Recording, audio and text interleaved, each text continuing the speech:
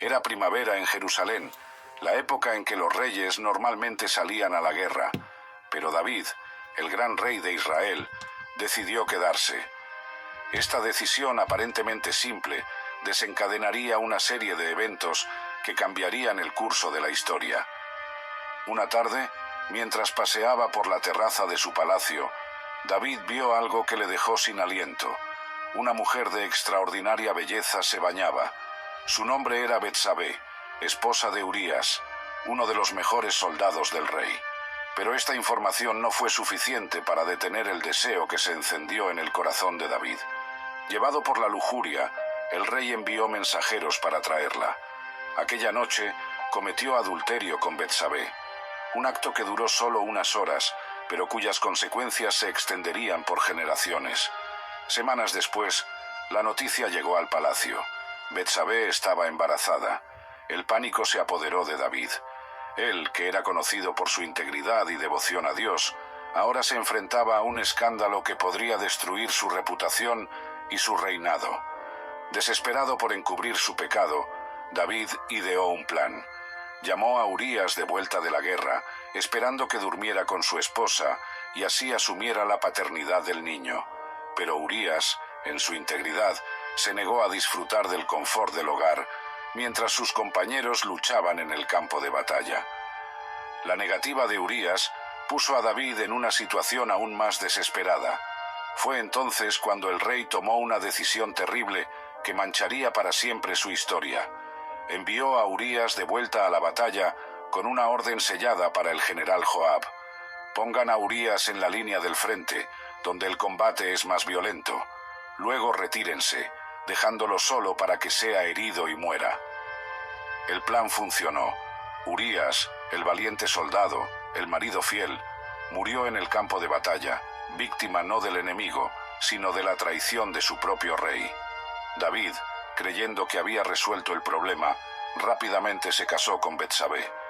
Este episodio nos muestra cómo incluso los más devotos pueden caer en tentación cuando bajan la guardia. David, el gran guerrero, el salmista inspirado, el rey elegido por Dios, sucumbió al pecado en un momento de debilidad. Su historia sirve como una advertencia para todos nosotros sobre los peligros de la complacencia y el abuso de poder.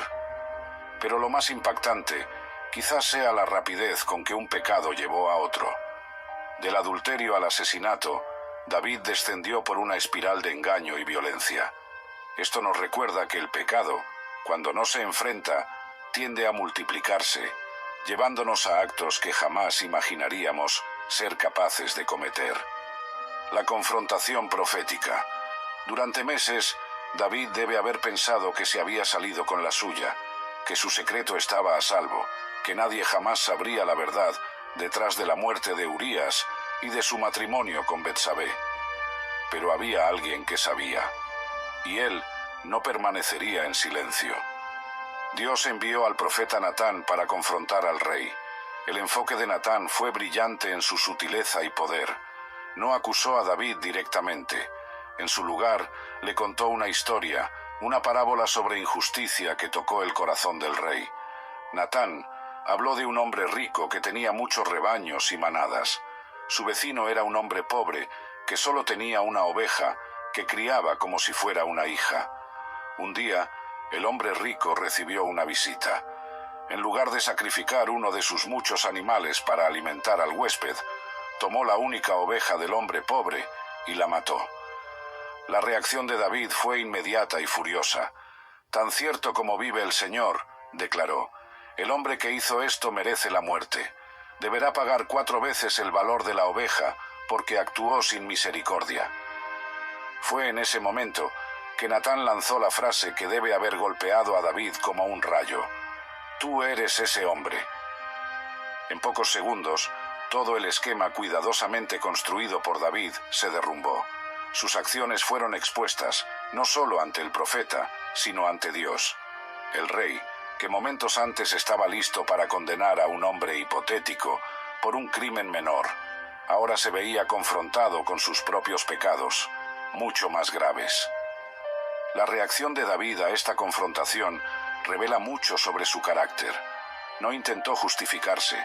no negó sus acciones, no usó su poder real para silenciar a Natán. En su lugar, quebrantado, simplemente dijo: «He pecado contra el Señor». Esta confesión, aunque breve, era profunda. David reconoció que por encima de todo, su pecado era contra Dios. Sí, había perjudicado a Urías, a Betsabé y a muchos otros, pero fundamentalmente había transgredido la ley de Dios y traicionado la confianza que el Señor había depositado en él como rey. El arrepentimiento de David era genuino, pero las consecuencias de sus actos eran inevitables. Natán anunció el juicio divino: «La espada nunca se apartará de tu casa. El hijo que te ha nacido ciertamente morirá». Este episodio nos enseña varias lecciones importantes. Primero, vemos la importancia de la responsabilidad mutua. Incluso un rey necesitaba a alguien que pudiera decir la verdad, por más dolorosa que fuera. En segundo lugar, aprendemos sobre la naturaleza del verdadero arrepentimiento. No es solo sentirse mal por lo que hicimos, sino reconocer nuestra culpa ante Dios y estar dispuestos a aceptar las consecuencias. También vemos aquí un vistazo de la gracia de Dios. A pesar de la gravedad de los pecados de David, Dios no lo rechazó completamente. El juicio vendría, pero también habría misericordia. Natán declaró: «El Señor ha perdonado tu pecado, no morirás». Esta confrontación marcó un punto de inflexión en la vida de David. A partir de aquí, vemos a un hombre más humilde, más consciente de su propia fragilidad. Los salmos que escribió después de este evento, como el Salmo 51, revelan una profundidad de arrepentimiento y una comprensión de la gracia de Dios que tocan corazones hasta el día de hoy. La muerte del primer hijo.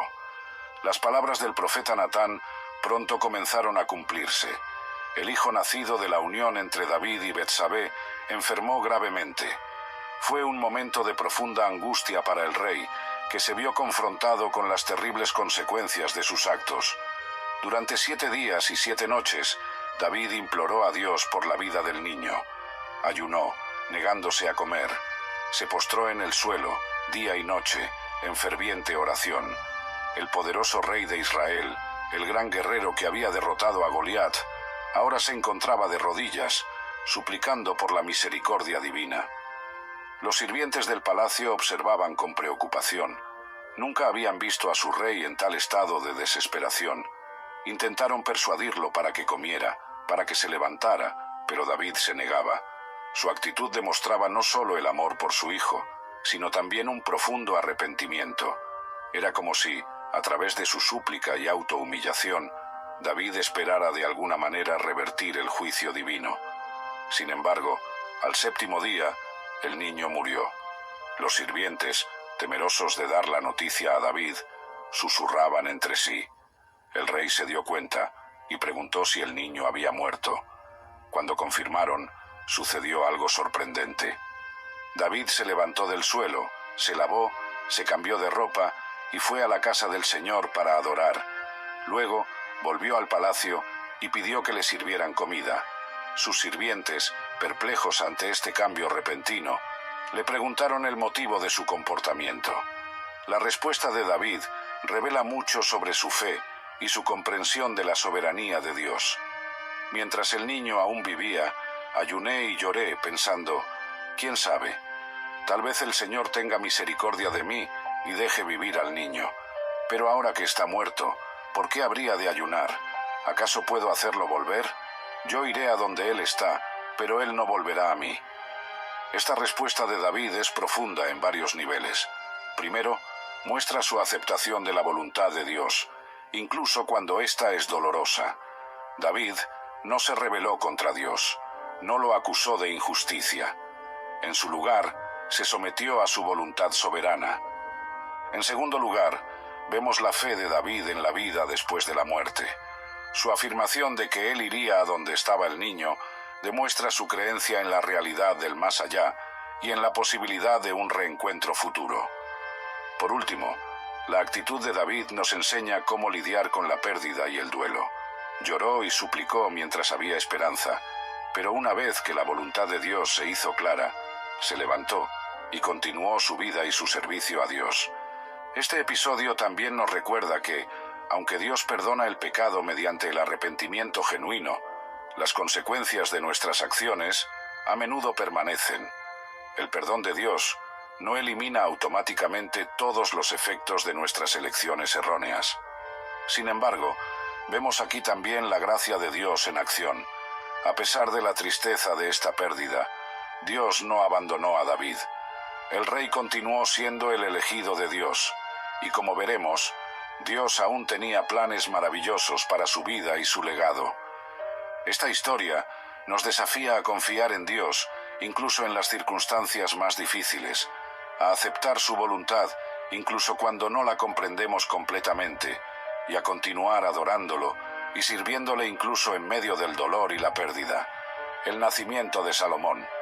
Muchos podrían pensar que la historia de David y Betsabé terminaría con la tragedia de la muerte de su primer hijo, un caso extramarital que resultó en muerte y luto, pero Dios, en su infinita sabiduría y misericordia, tenía otros planes. Después de la muerte del bebé, la Biblia nos cuenta que David consoló a su esposa Betsabé. Este acto de consuelo no era solo un gesto de un marido hacia su esposa en duelo, era también una señal de que David había aceptado a Betsabé completamente como su esposa, ya no como el objeto de su deseo ilícito, sino como su compañera de vida. Algún tiempo después, Betsabé quedó embarazada nuevamente. Esta vez, el hijo nació en circunstancias muy diferentes. Ya no era el fruto de un romance secreto, sino el hijo legítimo del rey y la reina de Israel. Le dieron al niño el nombre de Salomón. El nacimiento de Salomón fue mucho más que solo la llegada de otro príncipe a la familia real. Era una poderosa señal del perdón y la gracia de Dios. Donde antes había vergüenza y culpa, ahora había una nueva vida, un nuevo comienzo.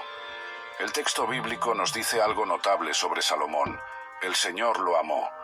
Esta no era solo una afirmación casual, era una declaración profunda del favor de Dios sobre este niño. El mismo Dios que había juzgado el pecado de David, ahora demostraba su amor y aceptación a través de este nuevo hijo. Pero Dios fue más allá. Envió un mensaje especial a través del profeta Natán, el mismo profeta que había confrontado a David sobre su pecado. Natán le dio a Salomón otro nombre, Jedidías, que significa amado del Señor. Este nombre era un testimonio vivo de la gracia restauradora de Dios. Es importante notar el contraste aquí. El primer hijo, nacido del adulterio, murió como parte del juicio de Dios. Pero este segundo hijo, nacido después del arrepentimiento y la restauración, no solo vivió, sino que fue especialmente amado por Dios.